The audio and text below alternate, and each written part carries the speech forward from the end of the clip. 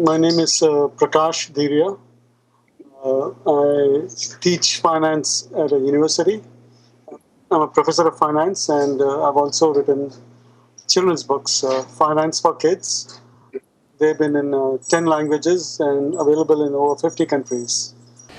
And that's what we're talking about, finance for kids. Financial literacy is very important. It's an area that survey after survey shows that the American educational system has kind of dropped the ball on. So getting kids while they're young is becoming more of a priority. And you're teaching college kids. What inspired you to create this series for, and what is the age group for the children? Good question. In 2008, when I saw the subprime mortgage meltdown, I did not want my own kids, who were 6 and 7 at the time, to go through this crisis because I thought it's very easy to teach some concepts. And if people just knew about these issues, then we would not have such a severe meltdown. So that motivated me to write these books. When I teach in class, I give tons of examples to explain the concepts. So I thought, why not I do that with my own kids? So what I did is I looked at my own kids, see what they did during a day, and created stories based on their experiences. And through the stories, I'm explaining complicated concepts uh, in finance. So that's how it started. So your kids were guinea pigs for this series. Because what's the point of teaching them a dull subject and if they can't understand anything? So I looked at what toys they played with. I looked at what they did during a particular day, and basically created stories revolving around them, so that when parents read those experiences or books to the kids would get it right away because they also go through the same experiences. Let's start with you first. What sort of household did you grow up in? Was financial literacy important in your household? Did your parents discuss it with you?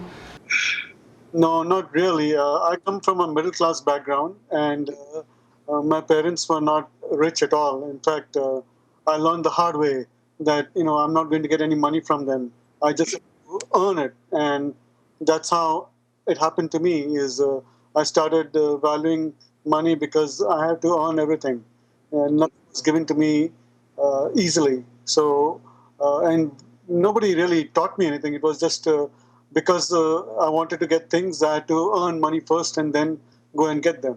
So that's how it all started.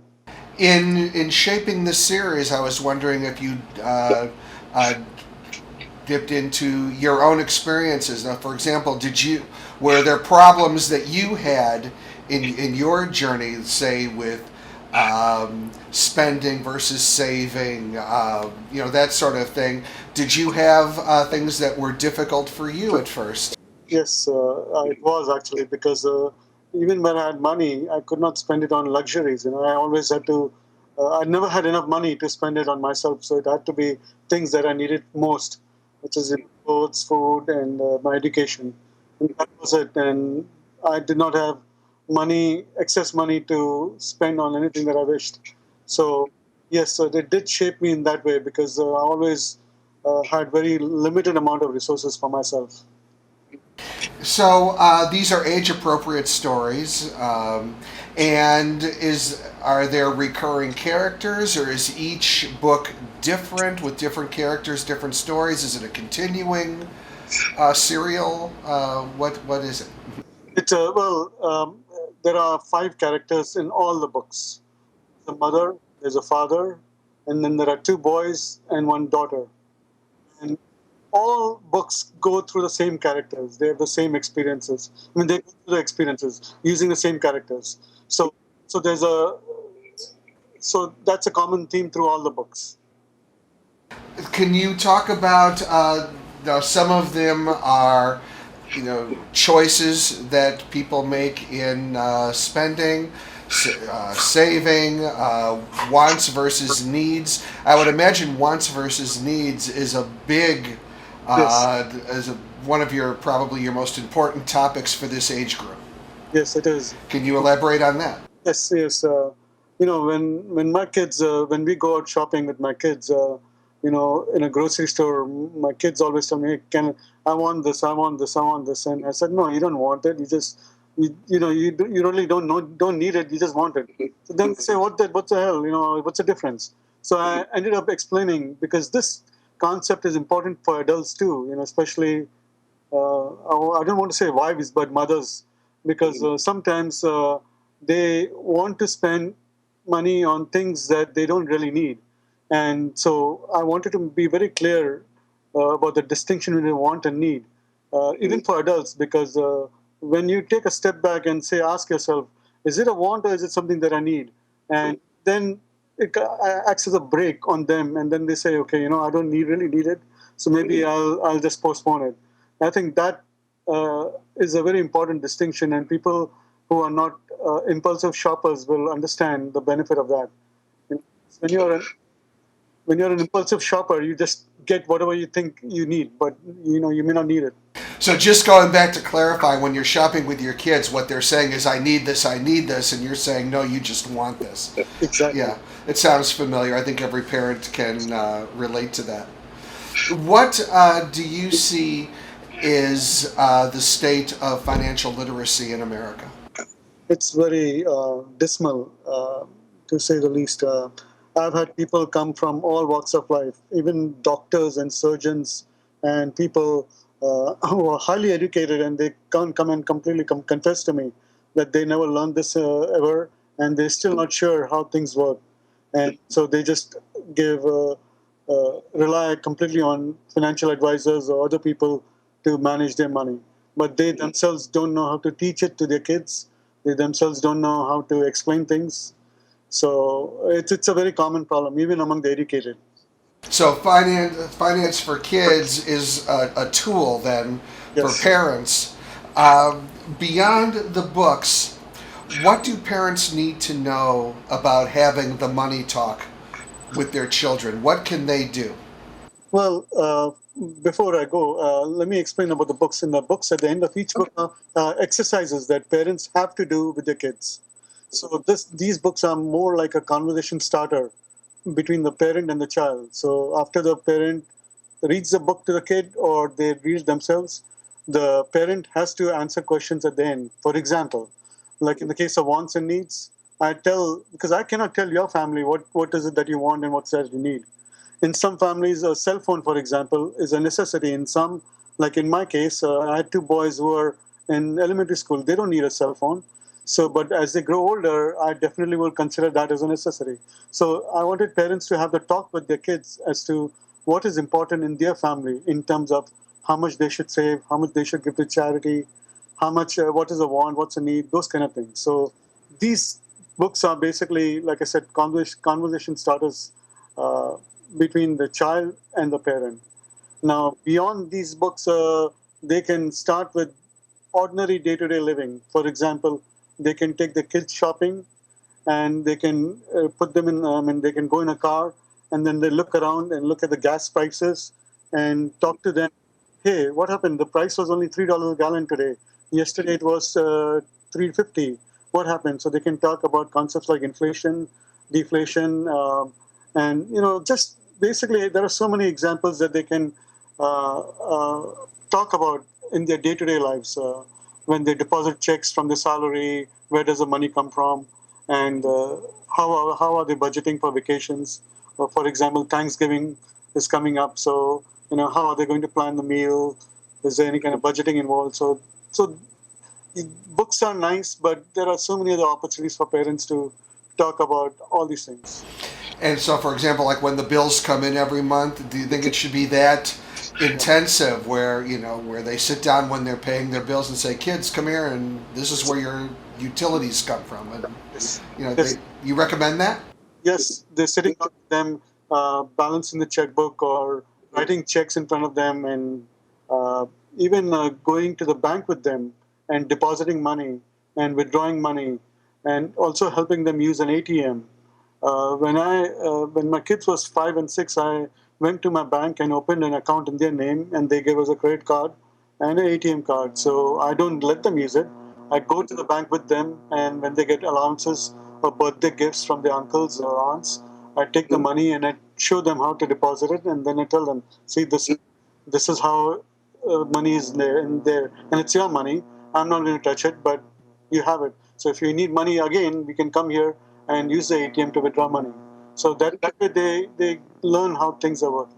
So you're teaching college kids now. You're teaching millennials, Yes. and they get a bad rap as the entitled generation and all that.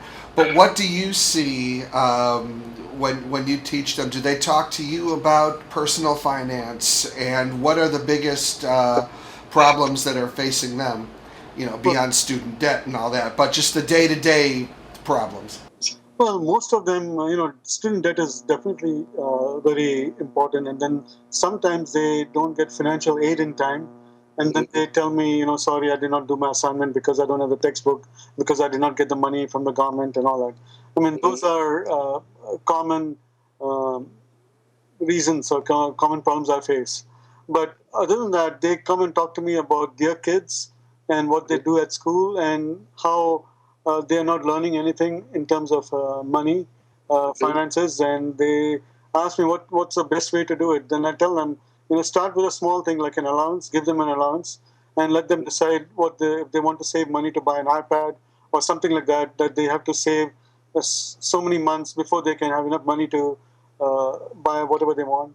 So they talk about basically that, and then I also give them something called a current event assignment, where they talk about what's going on in the environment, and then sometimes they write about the debt problem or the interest rates or inflation, or they cannot find a job, and we discuss all those things with them, and then they get a much better appreciation of what's going on in the world. Do they seem aware, or are they clueless, or like where are they at? They are aware of their weaknesses. For most of them, it is a very common problem. Nobody has infinite resources, so they all have limited amount of money. They either want to get into a bigger apartment or a better house, or they're always looking forward, but that requires money, and they don't.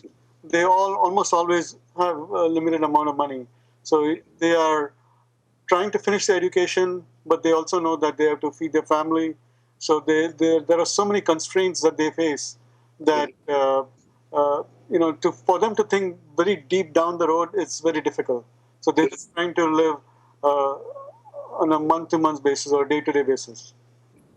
If I'm not mistaken, there are 20 books in Finance for Kids, Yes, and they're available in box sets. Are they available separately? you can buy them separately, or they Okay. can buy them in box sets, or you can buy the whole set. Well, what I was wondering was, of all the topics, is there one that's more of a in demand than others? One that parents go for more than others? First one, wants and needs. Wants and needs. That's the one. But personally speaking, I think in this environment, if one's assuming a child is a little bit financial savvy, I would also suggest a book, Risk and Return, because I teach that in my university. This topic in my classes, undergraduate classes, adults, that is, and everybody talks about saving money, teaching them how to save money, but nobody talks about guys like Bernie Madoff, where that guy comes and says, hey, you're only making 1% in your bank account. Why don't you give the money to me? I'll double your money in 6 months or something. So there's a concept called risk, and they need to appreciate that risk and return go hand in hand. They are, I guess, two sides of the same coin. So teaching them about how to save money is just not enough, in my opinion. And all the books out there tell kids how to save money, planning for retirement and all, but they also need to know the risk component. And I think that is a very crucial aspect of investing, of planning for retirement. And the lesson of, if it's too good to be true, it probably is. Yes. And in terms of finance, that's very important because we are so easily swayed by uh, salesmen, trying to sell us annuities or things like that, that we want to believe them, but we have to take a step back and look at it objectively and look at its risk characteristics. Well, I want to thank you very much for taking the time to talk to us. This is a wide and rich topic, And I was wondering, is there something that I have not brought up about financial literacy in children in your series that you would want to be sure our viewers learned? Well, I think everybody, all children should be exposed to these concepts, not just in America, but all over the world, because our world is so integrated, our financial markets are so integrated. So if you have a crisis here, it doesn't mean it's not going to spread to other parts. And the same applies in other parts of the world. So it's not just American children who need to know, but children all over the world should be aware of these, because if there's a crisis in some part of the world, it can easily come to our shores. So yes, everybody. To me, the way I look at this topic, we teach our children not to not to put their fingers in electrical sockets, otherwise, or to look both sides while crossing a street. We teach them early on about physical safety, but we never teach them anything about financial safety or financial health, and they should be taught at the same time. So that once we fix that, once we tell them this is it, then we don't have to worry for the rest of their lives, because we don't see people or kids putting fingers in the socket. So we've taken care of that problem. So I think if we do this all over the place, all over the world, I think we will help in solving this problem. Okay. The series is Finance for Kids. Do you have a website you could direct people to? Yes, it's Finance for Kids, www.finance, Finance, then the number 4, KIDZ.com, financeforkids.com. All right. Thank you very much for joining us. Thank you very much. Okay.